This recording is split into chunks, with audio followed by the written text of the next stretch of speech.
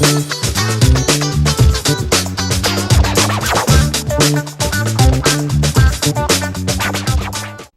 hello again. Dave Hill coming at you again. I'm glad you've been enjoying these lessons and you're coming back every week or every other day, whatever you're doing, but really appreciate it, and we're having a great time, and I hope you're learning a lot.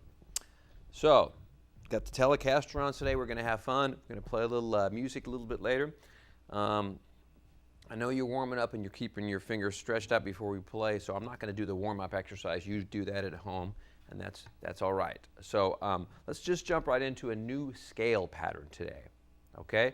So I know the previous lesson we talked about minor pentatonic scale patterns, okay?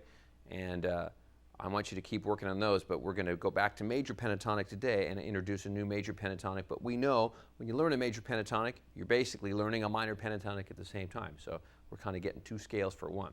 So let's take a look at the board over here, if you could. You can see the two major pentatonic scale patterns that we've learned, okay? You can see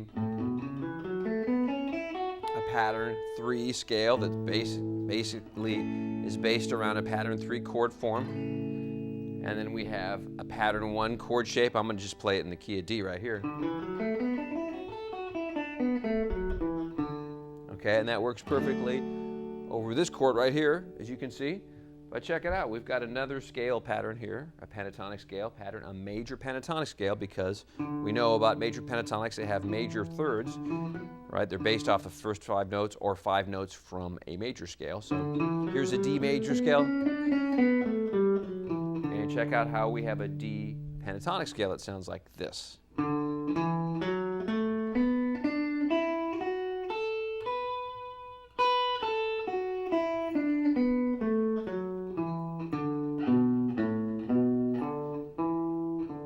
Okay, and once again, because it's starting on the D, it has a much more major, bright, happy sound when you play it against the D chord. Very, very happy and uplifting.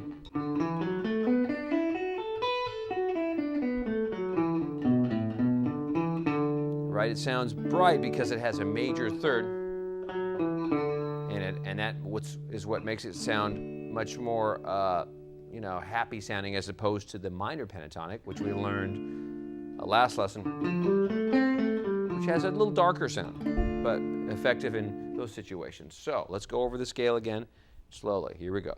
Major pentatonic, right there. 2, 3, 4.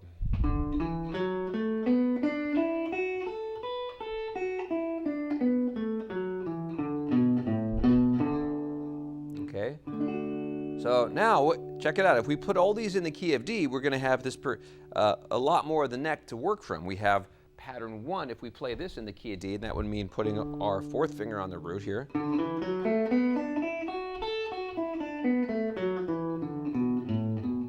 We've got that right there. Plus, the one that we just learned, we simply start now with our 2nd finger. So we're actually just building on this shape right above it here by doing it here.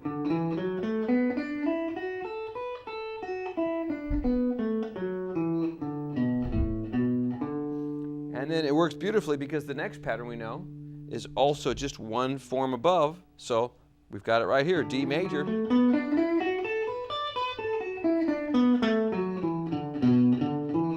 So literally now we've got 3 positions of pentatonic all in a row that work great for a variety of applications. One thing that's really neat to do right away once you start learning the patterns is that you'll find that you get more musical mileage, if you want to call it that, out of connecting them by sliding them. I like to play things like in one position, instead of just shifting my hand to the next position this way, I slide up to the position. So I might play something like this.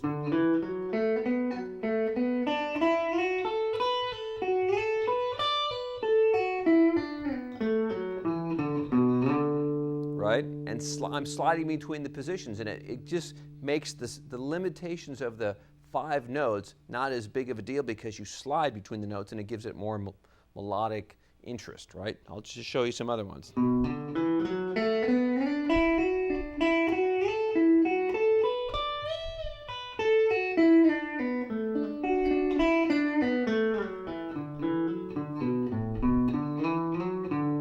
Right? There's just no end to how you can make it sound interesting.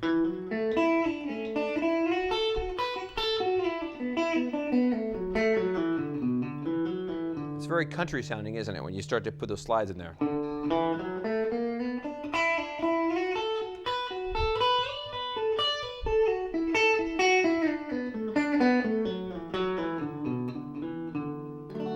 So you really start to get a lot of mileage out of your pentatonics when you start incorporating slides, okay? And we haven't even begun to talk about bends yet, so that's a whole other thing that we're really going to get excited about.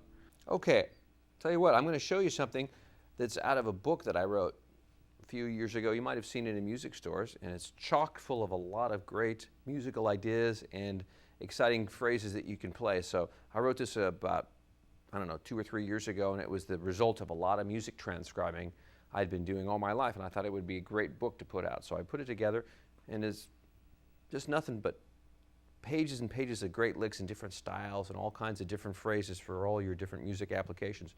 And I think it's we're going to actually learn something from it today out of one of the kind of the major pentatonic sounding licks that I learned from a country rock band, a great southern rock band from the 70s called the Allman Brothers.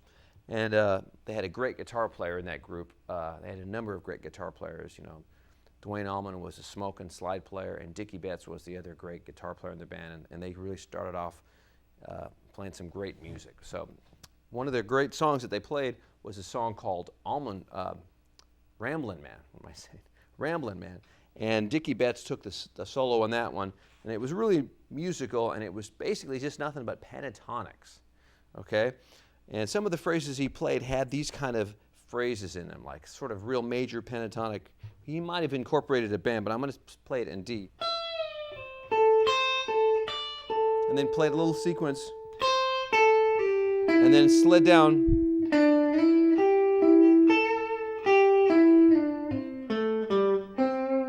Right? In this case, the lick is in C major pentatonic. Okay, so listen to it again now with hearing the C. 3, 4.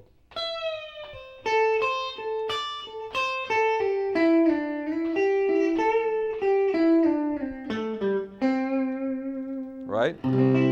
Totally great for southern rock.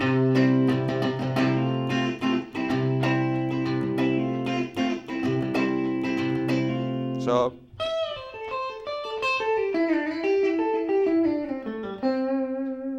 right? So, you know, we just learned our patterns in D, but all I did was go down a whole step and play, because that's what the lick is written in the book. Okay, so in the key of D,